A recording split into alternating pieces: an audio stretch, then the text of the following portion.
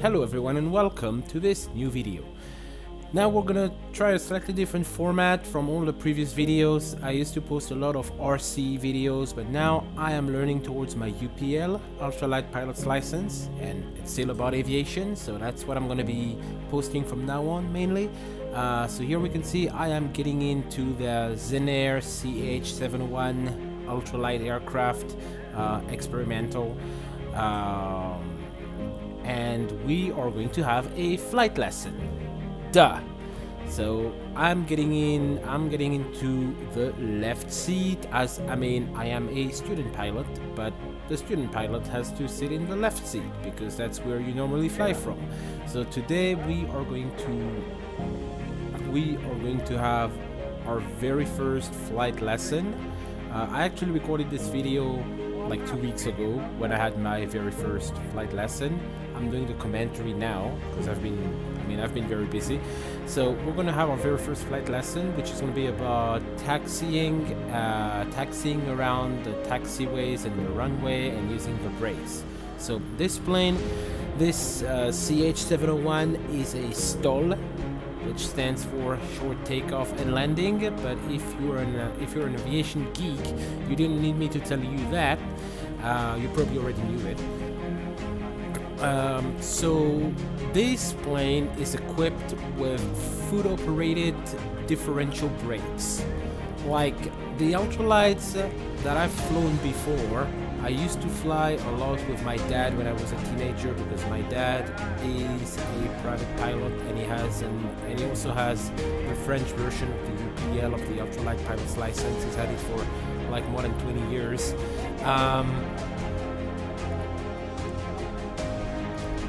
We used to fly ultralight aircraft that had hand-operated brakes that would actually actuate both wheel brakes simultaneously, and they were like hand-operated, kind of like a motorcycle brake of sorts. But this aircraft has foot-operated differential brakes, which means that if you don't apply the same amount of pressure on both brakes, you are not going to brake in a straight line. For example, if you press on the left brake too much, you're actually going to veer to the left, you're going to brake left. And if you apply more pressure on the right brake, you're going to brake right, you're going to veer to the right. Which is, it can be useful, for example, if you're trying to make a tight turn. After all, it's a STOL, so it's designed to take off and land in, well, like bush conditions. Basically, it's designed to operate from rough airfields or even places that couldn't even be considered airfields for that matter. So as far as that's concerned, obviously it can be very useful if you need to maneuver the aircraft in a tight space. But when you're trying to learn how to use the brakes, it's actually quite difficult to gauge the amount of force that you have to exert on the brakes. Now, this plane is not called the Sky Jeep for nothing. Obviously, it kind of makes sense when you think about it that this plane would have differential brakes, and I guess it's also good if I ever want to fly tail draggers in the future, because tail draggers also do have differential brakes. So now I've actually accelerated the video a little bit because we've been doing a lot of taxiing around, back and forth across the runway, just to practice while taxiing and using the brakes, turning, basically controlling the plane in a straight line on the runway, trying to keep it straight down the runway, because obviously when we take off and when we land, we want to keep it straight down the runway. And I've actually been struggling a little bit with that, as I tend to kind of tunnel vision right in front of the plane. I tend to kind of watch what's right in front of the plane, what's right ahead of me, when actually my instructor told me that I should be choosing a point far away ahead of the plane, kind of like more like around the horizon, like further down the runway, in order to keep my focus on the runway itself and not on what's right in front of me. And I've been trying to do that, but I still need to get used to it.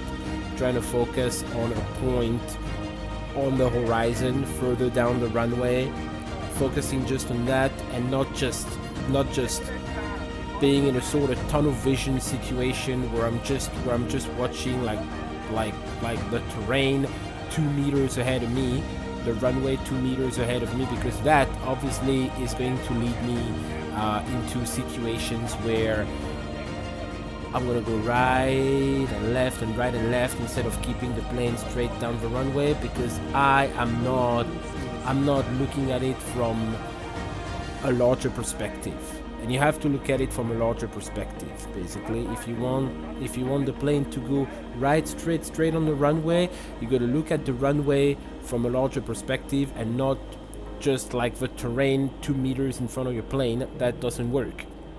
And I'm saying it now, but I've been having trouble doing it. So that's what I need to practice. And obviously we're not going to do only that. We are also going to fly. We are going to take off and do some air work, some maneuvers, which is what we are going to do right now. So here, as it turns out, we are at takeoff. We're ready for takeoff. Still checking a few things, even though takeoff procedures were not part of this lesson. The instructor thought it would be a good idea to start teaching me about takeoff procedures. Now, I already know a little bit about takeoff procedures. As I said before, I used to fly a lot with my dad when I was a teenager. So I actually have pretty good knowledge of that, but it's a different aircraft from the ones we used to fly. So it's always a good thing to review takeoff procedure. Review the checklist. I have the checklist strapped to my thigh, which is actually very convenient, something I had never done before. Got a checklist strap, as you can see here. Yeah, and let's go. So we are applying full power. The runway is not actually very wide.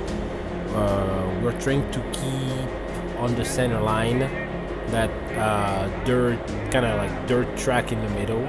And here we are, airborne, 50 knots, rotation at 50 knots, and then we have to keep 50 miles per hour, sorry, and then we have to keep 60 miles per hour while climbing to our assigned altitude. So we filed the flight plan, because in Thailand, as it turns out, it is mandatory to file a flight plan before every flight.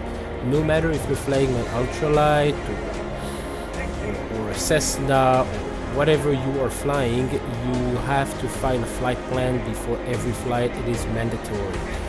Now, the only flying machines that this rule does not apply to are paramotors, even though technically I guess it also applies to them, but they just don't really care. And in Thailand, let's say that laws are not enforced like in the West, so they don't really care. However, for us, we definitely have to find a flight plan.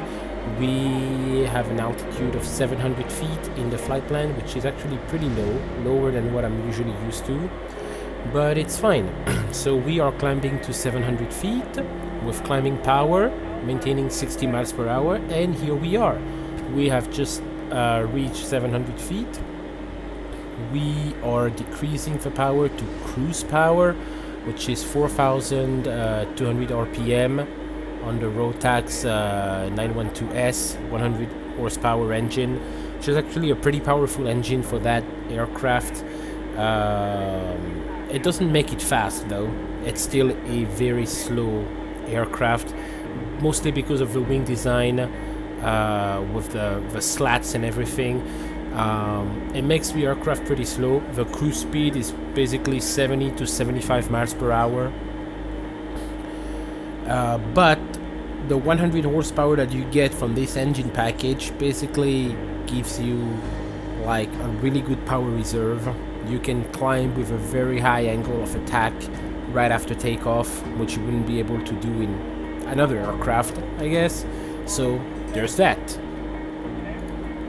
And Now we are just cruising around doing some maneuvers. The instructor had me maintain heading and altitude for most of the flight, practicing turns.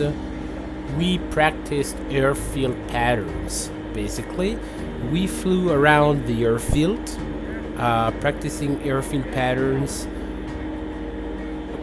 to practice, the general area that we're flying in, so that I get a sense of the area that we're flying in, where things are, all the VFR waypoints, all the landmarks that can be useful, that I can remember, like buildings and temples, because it's Thailand. There's a lot of temples, rivers and forests, and so that I can remember all the VFR landmarks that could be useful, and also so that I can practice, obviously, airfield patterns. That would be very useful when we start practicing approaches and landings, which was not what we were going to do on this flight, but still, it's always a good thing to know. During the next part of the flight, we kept practicing traffic patterns, and we actually went a little bit further away from the airstrip, and I got a good opportunity to have a look at the different landmarks around here. There's a bunch of lakes and ponds and flooded rice paddies, and it's actually really nice. It looks so different from what I used to see up in the sky in France when I was playing with my dad, being a teenager. This basically everything looks just so different. Now we are obviously not flying very high, though the visibility, the horizontal visibility is not that good. There seems to be a lot of smog, probably because in this season, it's January. There's usually a lot of smog around Bangkok and the general Bangkok area, and even though we're not in Bangkok, we're still in the general area, being like 50 kilometers away from Bangkok. So yeah, lots of smog. And unfortunately, my camera cut off because I had been recording for almost an hour, and the battery on my Runcam 2 is, well, I guess it's nearing the end of its life. So my camera cut off, and I didn't get to record the landing. But in my next video, in the next lesson, I will make sure to record the landing. Sorry about that, but thanks for watching anyway, and I will see you in the next episode. Bye bye.